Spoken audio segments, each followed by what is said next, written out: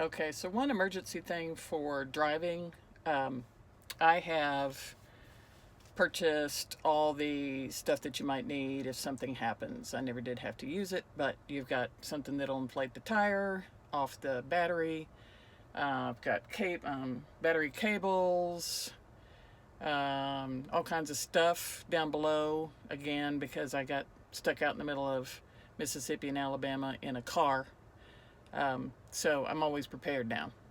One good thing about this that I didn't know about until recently, if this has been parked or something happens, you're out in the middle of nowhere where you can't jump it, the engine part, you can actually use the RV battery. Remember, there's two batteries.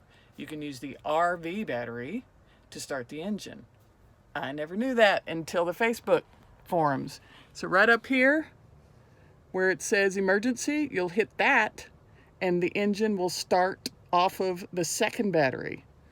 Oh my gosh, I could have sure used that a couple of times when I left this thing for 2 months in December and January, but that's okay. Now you know, in case you get stuck.